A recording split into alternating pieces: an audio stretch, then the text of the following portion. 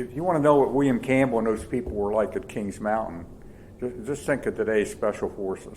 You are listening to Historyman, platform for historians, authors, and curators to tell their stories of the American Revolution, walk in the footsteps of heroes, and proclaim freedom reigns. On today's episode, we are with John Beakes, historian and writer extraordinaire. John, welcome. Tell us a little bit about some of the things that you've been working on here lately. Thanks very much, Eric. I started writing about the Maryland line, and particularly John Eager Howard, the hero of the Battle of Cowpens. And I studied him and found out he was a young farm boy from Maryland that went into the Army at age 23 and became a terrific soldier within about 6 or 7 years. That led me to an introduction to a man named Otto Holland Williams, who was a Marylander and a rifleman in the first day of the Continental Army, June 14, 1775. He went to Boston, participated in the siege, went down to New York there. He was at the Battle of Fort Washington. George Washington stood at Fort Lee across the Hudson River and saw the riflemen defending Fort Washington. He never forgot it. It was a heroic stand there by those riflemen, and the deputy commander of that was Otto Holland Williams. So Williams was a strong, healthy young man at that point in time, but he was captured when they lost Fort Washington. He was put in prison and contacted tuberculosis. So one of the things that this magnificent young man and terrific soldier wound up dying of tuberculosis at age 45. He gave his life to the country. Was he an American? He was an American. He was from Maryland. Okay. Both Howard and Williams were Marylanders. Williamsport, Maryland is named for Otto Holland Williams. Okay. And he's one soldier with kind of the whole story. So he was a rifleman, I told you that. He was heroic as a rifleman. He was captured. He was a prisoner. And while he was a prisoner, he was made colonel of the Maryland 6th Regiment. While a prisoner? While a prisoner. So that tells you what the Maryland troops thought of him.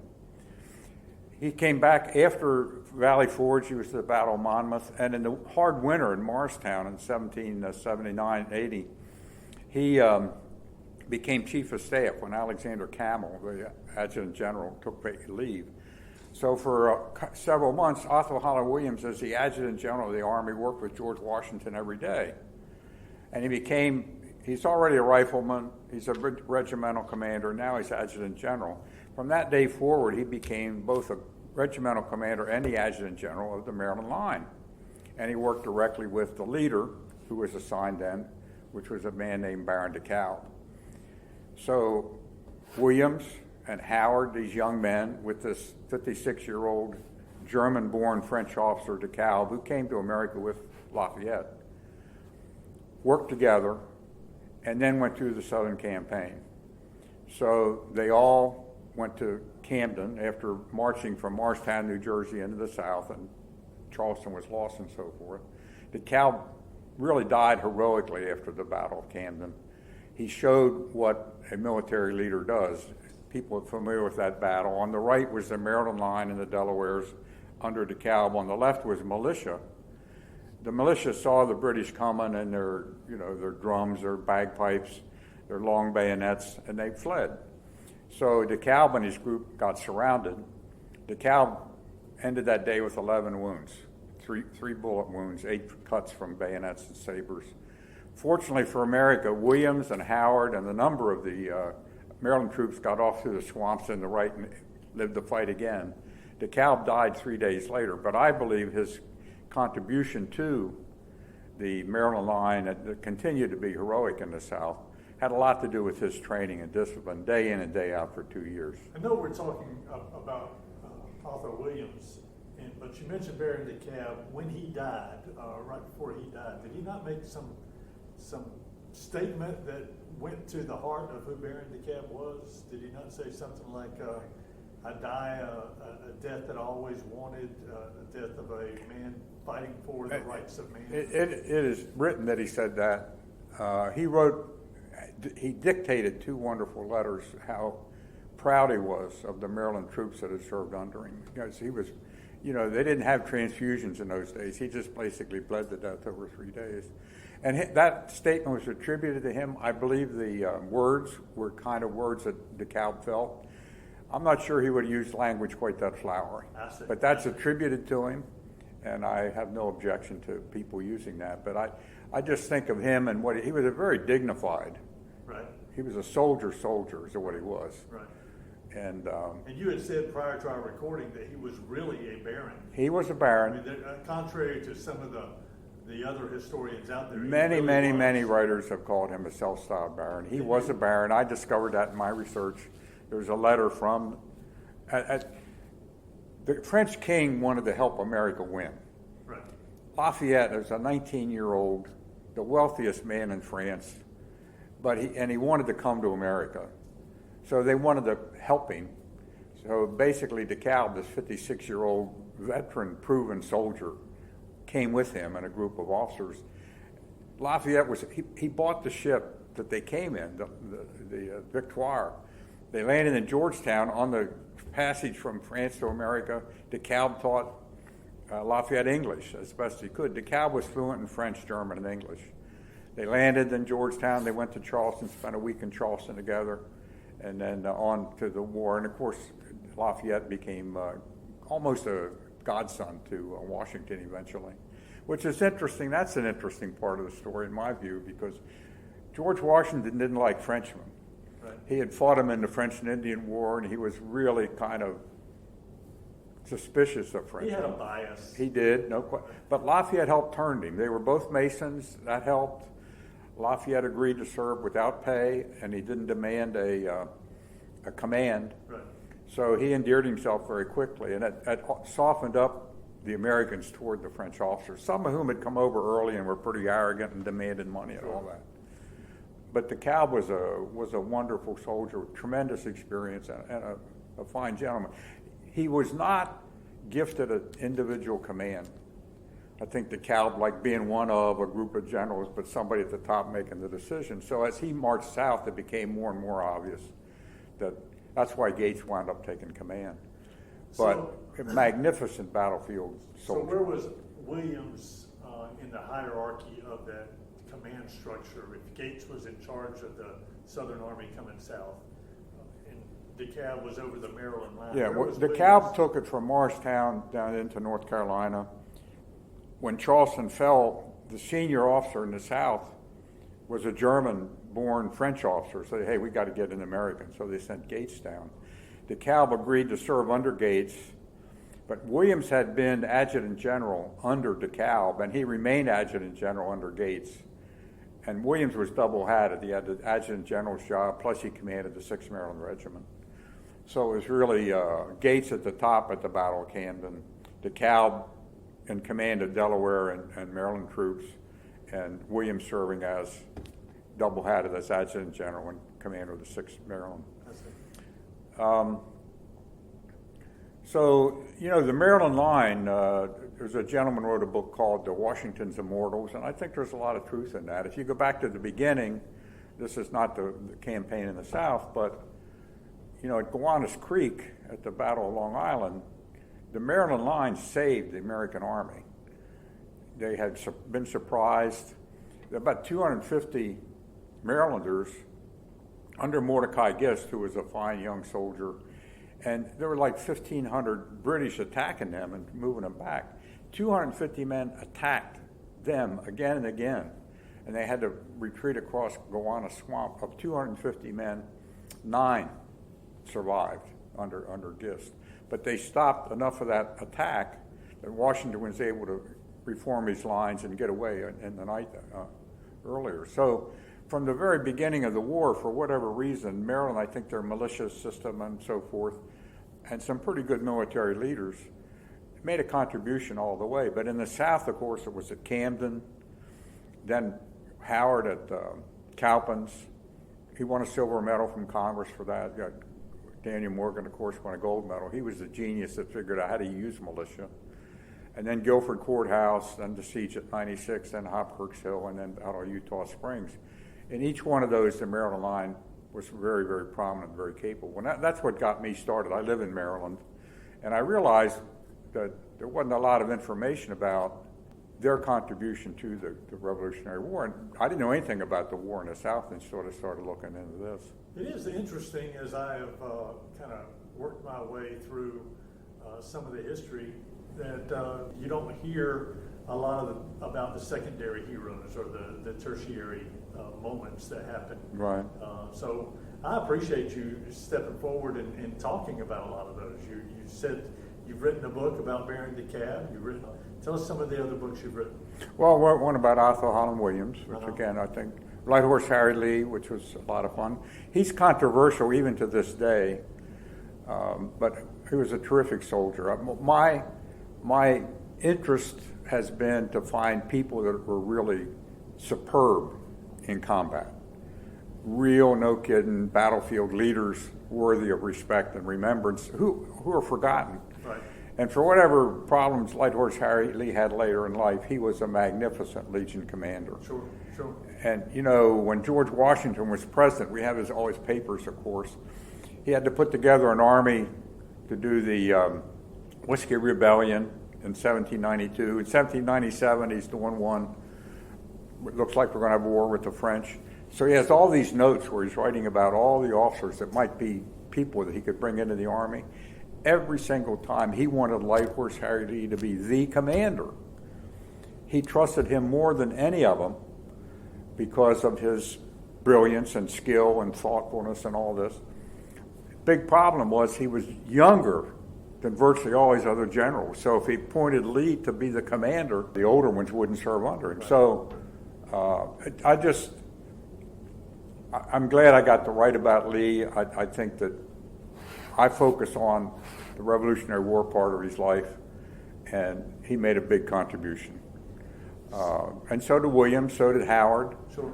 and so did Baron DeKalb. And now I've written recently about William Campbell, and that's kind of a new venue. The one thing I want to get people to think about there, we're talking about Battle of Lexington and Concord, Bunker Hill, it's all Massachusetts, then it's all New York, then it's Trenton and Princeton, and then it's Monmouth, it's all New Jersey, Out here in the frontier, first of all, William Campbell and Isaac Shelby and John Sevier lived in a war zone. They were at war every single day of their life. Their homes were built like forts. They had slits in the walls for rifles. Then they had 5 miles away where a group of families could get in a larger fort.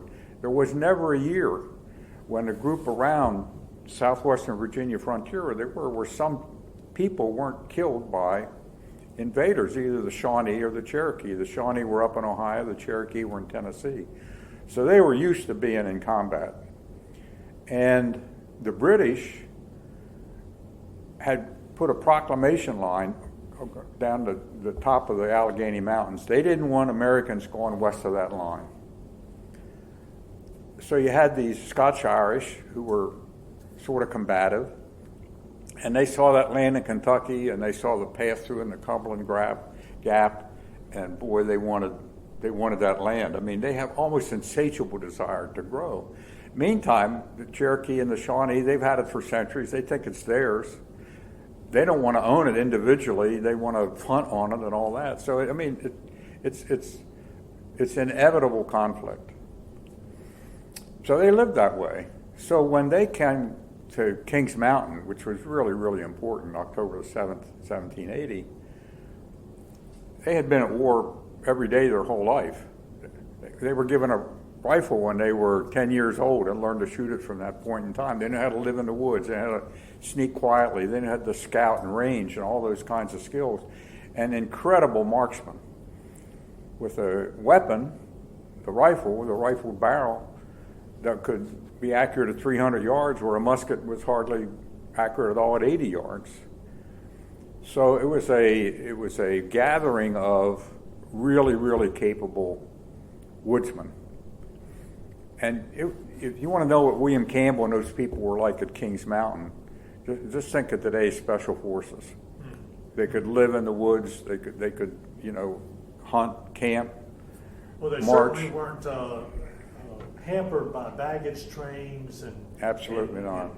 The other thing I just try to point out briefly is they made this couple 100-mile march in 13 days, 15, 16 miles a day on average. the horses and the care of the horses. You need 20 pounds of fodder for a horse every day. You need 4 pounds of food for a man.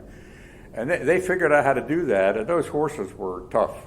I mean, but the men knew how to care for them as well. The logistical devils in the details type of thing, and how they were able to do that is you say they weren't military men, but it certainly had a military air about it. Well, yeah, no, they didn't have artillery, they didn't have cavalry, right, and it was perfect for the mission. Now, we lost Savannah, we lost Charleston, we lost the Battle of Camden, so Cornwallis is sitting there ready. The only reason he didn't go into North Carolina, he didn't have enough food yet. He wanted to wait for the harvest, and so he was building a depot at Camden, getting ready to move forward. And all the people were saying, well, look, the British are going to win. I'll sign up to help them. And then this thing happens at Kings Mountain. And immediately, and it's all in the, Tarleton wrote about it, Rawdon wrote about it, Cornwallis wrote about it. Immediately, the Americans said, hey, maybe we can win this thing after all. Kings Mountain really changed the mentality of the people in the South. Yes, it did. And the tactics of it, I'm not an expert on the battle, but they call it a cordon. What a perfect way they surrounded them. They surrounded that mountain, and every time Ferguson wanted to attack down the west side, the people from the east side would be shooting at his back. So it was a brilliant, however they figured out how to do that. And again, they wouldn't have been, if they stood toe-to-toe at Camden, they wouldn't have been nearly as effective as they were out there in the woods at Kings Mountain. It was a brilliant move. They were great leaders. They really were. And it did turn the tide. I don't think there's any question about that, and the mindset of the people in the South. Yeah. So Arthur Williams, let's get back to him for just a few minutes. Mm-hmm. He was the second in charge of the Army of the South under Gates, right? So is he the one who actually met with Thomas Sumter and met with Francis Marion, or did they get led into the tent with Gates? I mean, was Gates the one who interviewed all of these partisan fighters, or what was Williams' role in that? So one of the things that I found, Marion's key aide was Peter Ory, Horry. And Ory survived to write a book. And it's one of those unfortunate books in that there's a lot of truth in it, because Ory really was his real experience. He was in the meetings. But the co-publisher was Parson Weems. And Parson Weems is the guy that wrote Washington to a Silver Dollar Across the Potomac, and I couldn't tell a lie when I cut down the cherry tree. Parson Weems was a good entrepreneur and a good salesman, but he sort of took the truth and embellished it way too much. So it's hard to tell where Ory's book is really on track and where it isn't. But after Charleston fell, Ory and Marion were the only Continental officers left in South Carolina. And they wondered, okay, they're coming down from the north, let's go up there and see what the heck we're going to be able to do here. And they met with DeKalb. This is before Gates had command. Okay. Is this in Hillsborough where they met with him? North of Hillsborough. North of Hillsborough. North of Okay. Hillsborough. I forget the name of the place where they met. But he had a camp. DeKalb had been quartermaster general for a big army. And he knew how much fodder you need, how much ammunition you need, how much powder you need, how much lead you need. He was trying to accumulate 8 days of provisions so he could move on into South Carolina. So he had stopped and was trying to get that organized. He was having trouble communicating with the governors of Virginia and North Carolina and all this.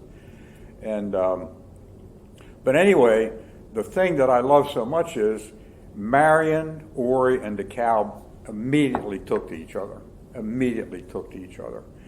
And DeKalb would sit around in the evening with his pipe, and he told a story that we know he told up in Valley Forge of his father, who was 82 as a woodsman. But he told that story, so I saw it in these two different places. The point I'm making is these warriors, Marion and Ory and DeKalb, took to each other immediately. Now, Williams was in that circle. This is before Gates came down. DeKalb's first assignment was in a partisan warfare group in Europe.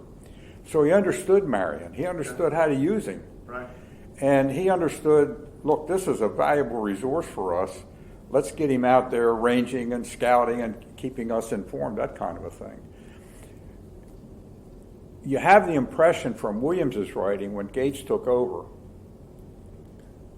that Gates was kind of happy to, let's send them out away from the Army here. You know, they're kind of scraggly looking. They don't shine their shoes particularly well and all that. Was Gates, for lack of a better term, was he a peacock? Was he just full of himself? What was the deal? Well, Was about it a class Gates, thing? you know, if you know Gates's history, the three most experienced officers in America in 1775 were Charles Lee, George Washington, and Horatio Gates. Gates had been a captain in the British Army. He'd actually been taken a report back to the king of one of the victories in the islands. He was a competent, he retired into Shepherdstown, Maryland. And Washington, I learned this in the Williams book, no, in the Lee book. Just before he went to the Second Continental Congress in 1775, Washington invited Charles Lee to have dinner at Mount Vernon, and then he invited Gates. And when Charles Lee had dinner with him, Light Horse Harry was there. So, you know, Washington went to the Second Continental Congress wearing a uniform. Everybody says, why did you do that? Well, 2 weeks before, he had been having dinner with two of the most experienced officers in America. He was planning. And Gates became adjutant general. So when Washington went up to Boston, the adjutant general was Gates, and he was great at it. You know, get everybody organized, make sure we do the guards properly, make sure people wear their uniforms properly. Yeah, you're a bit probably fussy. So the war goes on, and he wins the battle. He's in command at the Battle of Saratoga. Now, yes, John Beakes, Benedict Arnold, and Daniel Morgan won the Battle of Saratoga, and Gates was sitting in the tent back here while those guys fought the battle and won it. But he got the credit. So when he comes south, he's the victor of Saratoga. You know, of course he's proud and all that, and he kind of has a lot of faith in himself as a military commander, and he wasn't a battlefield guy at all.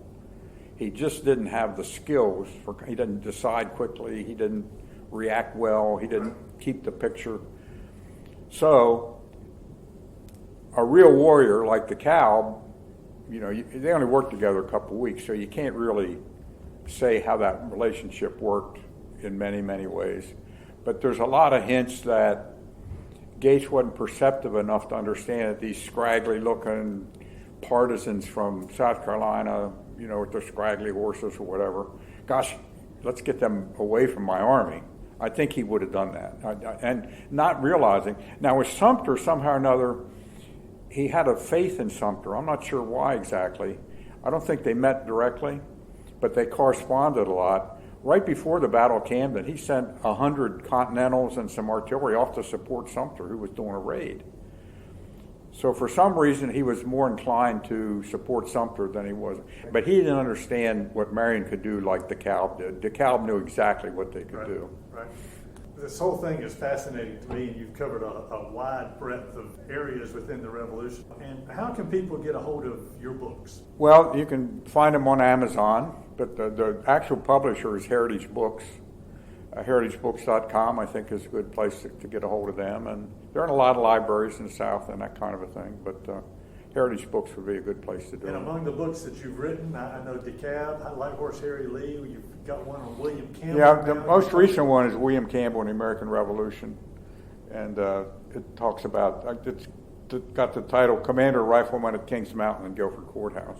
You're starting to delve into some of the tertiary or secondary heroes there that really kind of lit up the stage here in the South. So. No question about it. And, you know, it takes a lot to win a war against probably the most efficient army on earth at that time, the British Army. And these people's first priority was not to be soldiers. It was to run their homes and take care of their families and those kinds of things. But they managed to pull together and develop enough it was the finest military organization on earth in 1781. And the way they developed it and learned and became great military leaders is a terrific story, I think. Outstanding. Well, thank you so much, John.